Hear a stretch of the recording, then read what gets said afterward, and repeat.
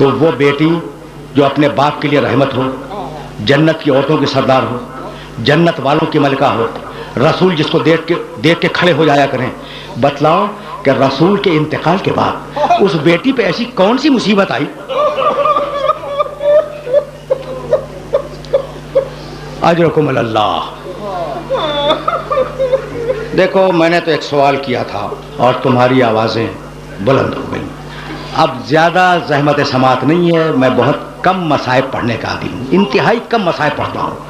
लेकिन एक जुमला सुनना भाई, वो क्या ऐसी मुसीबत आई कि बीबी ने अपने बाल बिखेरे, सियाह चादर ओढ़ी, कब्र मुतहर रसूल पे आई, दोनों हाथ रसूल की कब्र मुतहर के सिरहाने रखे और कहा अस्सलाम अलैकुम या बता बाबा, आप पर मेरा सलाम हो। और ये कह के वो शेर पढ़ा, सुब्बत अलैया मसाइबुन लौ अन्नहा, सुब्बत अलैया मसाइबुन लौ अन्नहा सुब्बत अलैयाम सिरना लिया। बाबा, मुझ पर वो मुसीबतें पड़ी कि अगर रोशन दिनों पे पड़ती तो वह तारीख रात में बदल जाते। अजरकुम अल्लाह। ये जुमला कहा, आराम से सुन लो, कुछ जुमले सुन लो। ये जुमला कहा, बीबी अपने हुजरे में आई, शिकायत करके बाप से अपने हुजरे में आई, और अब बीबी ने अपने बाप पर गिरिया शुरू किया। सुबह है, बीबी अपने बाप पे रो रही है, दोपहर है गिरिया कर रही है, शाम है गिरिया कर रही है। एक दिन बीबी अपने मसनद से टेक लगाए हुए लेटी थी, इतने में अली आए। बिन्ते रसूल, आप पर मेरा सलाम हो। और बिन्ते रसूल, सुनना भाई, मदीने वालों ने आपको सलाम कहा है और कहा है कि आप अपने रोने के लिए कोई वक्त मुअज्जल कर लें, इसलिए कि आपके रोने से हमारे कारोबार दुनियावी में खलल पड़ता है। फतनफ़्फ़सत सुअदा, शहजादी ने एक ठंडी सांस ली और कहा अबुल हसन, मदीने वालों से कह दें कि उनके रसूल की बेटी उन्हें ज्यादा दिन परेशान नहीं करेगी।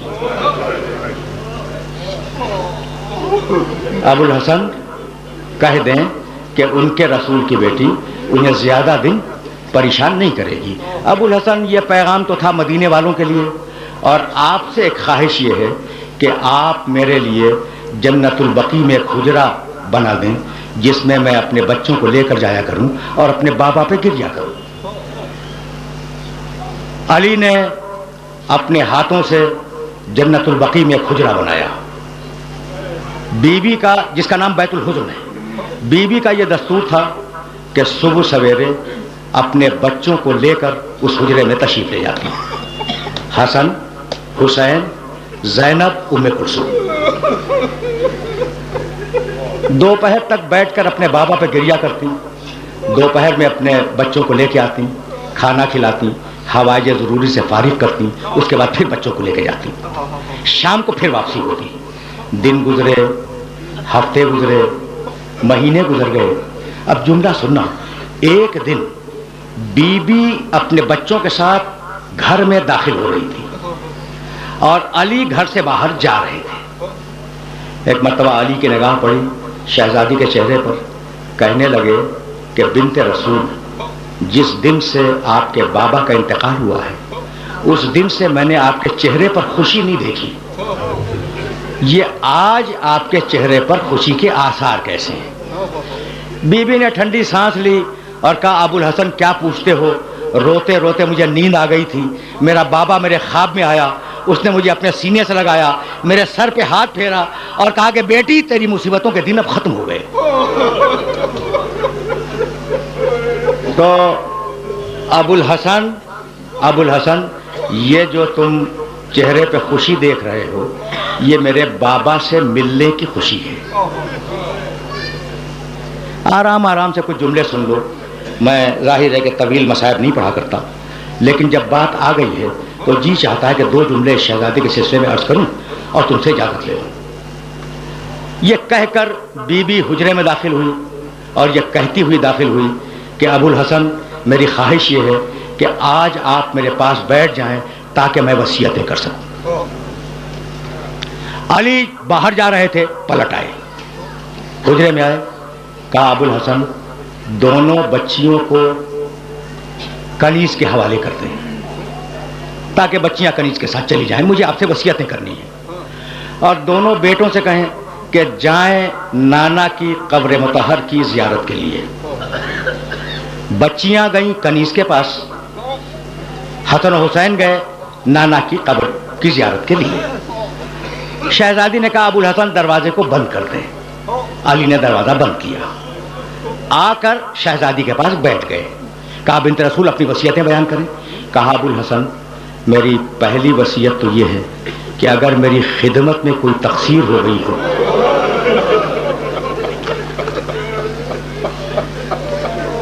अजरकुम अल्लाह।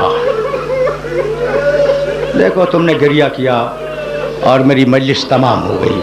अबुल हसन अगर मेरी खिदमत में कोई तकसीर हो गई हो तो आप क़यामत के दिन कोई मुआखज़ा न कीजिएगा, यही मुआफ़ कर दें। कहा नहीं बीबी तुमसे आज तक कोई तकसीर नहीं हुई। कहा अबुल हसन मेरी दूसरी वसीयत यह है कि मेरे मरने के बाद मेरे छोटे छोटे बच्चे यतीम होंगे, अगर उनसे कोई लग़्ज़िश हो जाए तो उनसे डांट के बात न कीजिएगा। अली कांपने लगे। कहा बिन्त रसूल तुम्हारे बच्चे साहिबाने तत्हीर हैं, उनसे किसी गलती का इम्कान नहीं है। कहा अबुल हसन मेरी तीसरी वसीयत यह है कि मेरा जनाजा रात की तारीकी में उठाया जाए और मेरे दुश्मनों को मेरे जनाजे में शिरकत की इजाज़त न दी जाए। और अबुल हसन मेरी चौथी और आखिरी वसीयत यह है कि मेरे दफन करने के बाद मुझे भूल न जाना, कभी कभी मेरी कब्र पर सलाम के लिए आते रहना। अजरकुम अल्लाह। सदाएं बुलंद हो गई और अब जाहिर है कि मैं तकरीर को अपने मरहले पे ले आया। अब इससे ज़्यादा ज़हमत समाअत नहीं दूंगा। अली ने वसीयतें कबूल की। एक मरतबा अली ने रो के कहा कि बिन्त रसूल तुम्हारी वसीयतें तो मैंने कबूल की, लेकिन अब मेरी भी कुछ वसीयतें हैं, उन्हें कबूल करो। पहली वसीयत तो ये है कि मैं जब तुम्हें ब्याह के लाया तो मैं मुफलिस था, तुम्हारी खिदमत का हक अदा न कर सका, तो अपने बाबा से मेरी शिकायत न करना। मेरी दूसरी वसीयत ये कि अपने बाबा को मेरा सलाम पहुंचा देना और उन्हें बता देना कि उनकी उम्मत ने मेरे साथ क्या किया। और मेरी तीसरी और आखिरी वसीयत ये कि मैं मरने के बाद भी सलाम के लिए आता रहूंगा, लेकिन शर्त ये कि जब भी सलाम करूं अपने कानों से जवाब सलाम सुनूं। बीबी ने वसीयतें कबूल की। अली और फातिमा, रावी बयान करता है, अली और फातिमा बैठे हुए गिरिया कर रहे थे कि इतने में जोर जोर से दरवाजा पीटने की आवाज आई। बस आखिरी जुमला सुनना और मुझे इजाजत देना। शहजादी ने कहा अबुल हसन देखें कि ये दरवाजे पे कौन आ गया। अली ने पुकार के पूछा दरवाजे के बाहर कौन है। एक मरतबा रोते हुए बच्चों ने आवाज दी कि बाबा हम आए हैं। एक मरतबा अली करीब गए, दरवाजा खोला, देखा कि हसन हुसैन दरवाजे पे खड़े हैं और रो रहे हैं। कहा बेटो मैंने तो तुम्हें नाना की कब्र की जियारत के लिए भेजा था, ये तुम इतनी जल्दी कैसे आ गए। तो दोनों बच्चों ने रो के कहा कि बाबा जब हम नाना की कब्र पे पहुंचे तो इब्राहिम खलीलुल्लाह की आवाज आई कि या रसूल अल्लाह फातिमा ज़हरा के यतीम आ रहे हैं। तो बाबा क्या हमारी अम्मा दुनिया से गुजर गई। अजरकुम अल्लाह, अजरकुम अल्लाह।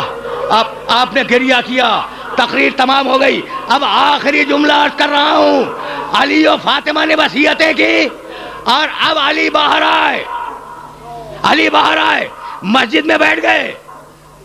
शहजादी ने कनीज से कहा यह मेरी तकरीर का आखिरी जुमला है, तुमने गिरिया किया, मजलिस तमाम हो गई।